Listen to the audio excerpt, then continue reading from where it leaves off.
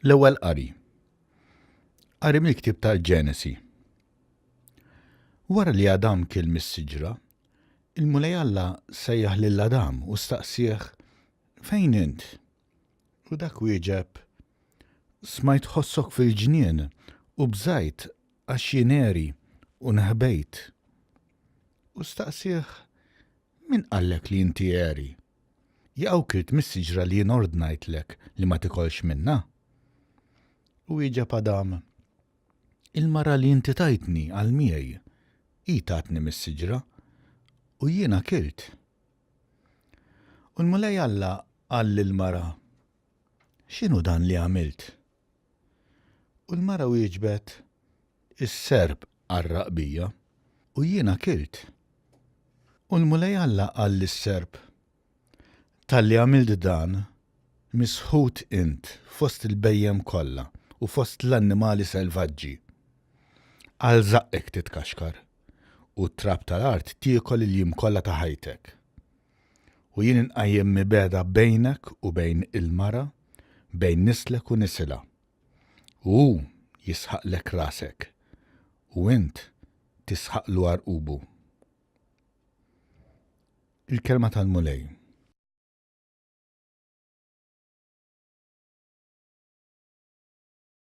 Salm responsorjali.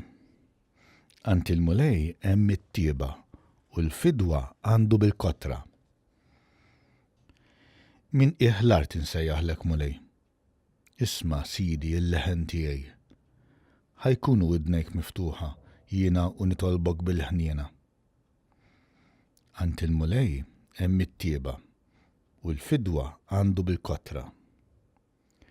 Jekk taħtijiet inta tikas Mulej, Sidi, min jista' jżomm sħiħ? Imma għandek hemm il-maħfra biex hekk inqimuk fil-biża' tiegħek. Ant il-Mulej hemm it-tieba u l-fidwa għandu bil-kotra. Jien lill-Mulej nistenna, ruħi f'kemtu tittama. Tistenna ruħi l-Sidi aktar milli l-assisa s-sebħ. Ant il-Mulej hemm it-tieba u l-fidwa għandu bil-kotra. Jistenna Iżrael lill-Mulej, għax ant il-Mulej hemm it-tieba u l-fidwa għandu bil-kotra. U li jifdil l-Iżrael minn ħtijietu kollha. Ant il-Mulej hemm it-tieba u l-fidwa għandu bil-kotra.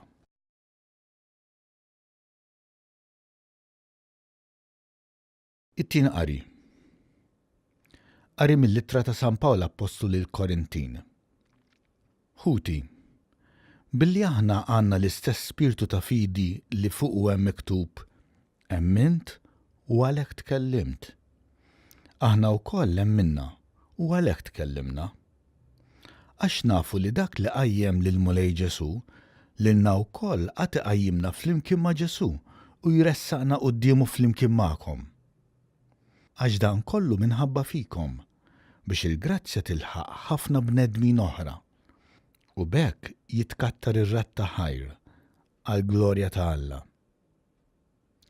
Għalhekk ma naqtawx qalbna għax imqarri jekk il-bniedem ta' barra jitħassar, il-bniedem ta' ġewwa jiġġedded minn jum għal jum. Id-daqsxejn ta' tbatija tagħna ta' issa tħejjilna kobor ta' glorja bla qis għal dejjem. Lilna li ma nħarsux lejn il-ħwejjeġ li jidhru, iżda lejn dawk li ma jidhrux. Dawk li jidhru huma għal żmien qasir. Dawk li ma jidhrux huma għal dejjem. Aħna nafu li jekk din it-tinda tal-amara tagħna fl-art tiġġarraf, aħna għandna dar oħra, maħduma mhux bl-idejn, imma xogħol ta' Alla għal dejjem fis-sema. Il-kelma tal-Mulej.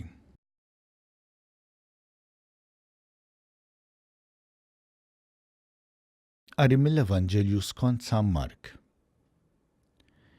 F'dak iż-żmien Ġesu flimkien mad-dixxipli tiegħu mar id-dar u l-kotra reġgħet inġemet hekk li anqas biss setgħu jieklu. Rabatu malli semgħu ħarġu biex iżommuh għax qalu li telef moħħu. Il-kittieba li kienu niżlu minn Ġerusalemm bdew jgħidu Dan għandu fih lil Beelzebul u bis-saħħa tal-prinċep tax-xjaten qiegħed ikeċċihom ix-xjaten? U sejħilhom lejh u beda jkellimhom bil-paraboli. Kif jista' ix-xitan ikeċċi x-xitan? Jekk saltna tinqasam fi anfisha, dik is-saltna ma tistax iżżomm wieqfa. U jekk familja tinqasam fi anfisha, dik il-familja ma tistax iżżomm wieqfa. Li kieku mela ix-xitan qam kontra tiegħu nnifsu u nfiret, ma kienx jista' jżomm sħiħ, ma jkun wasal fit-tmiem.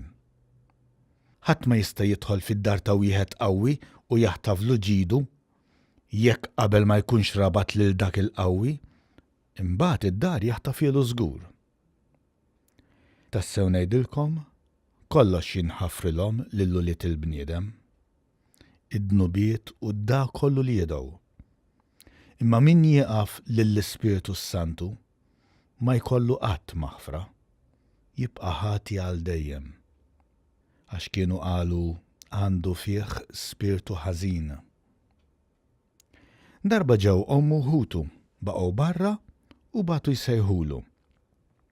Dak il-ħin kien hemm ħafna nies bil-qiegħda madwaru u qalulu, ara, ommok u ħutek qegħdin hemm barra u jriduk.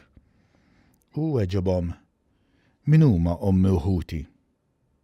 Imbagħad dawwar ħarstu fuq dawk li kien hemm madwaru bil-qiegħda u qal, dawn ara huma ommi u ħuti.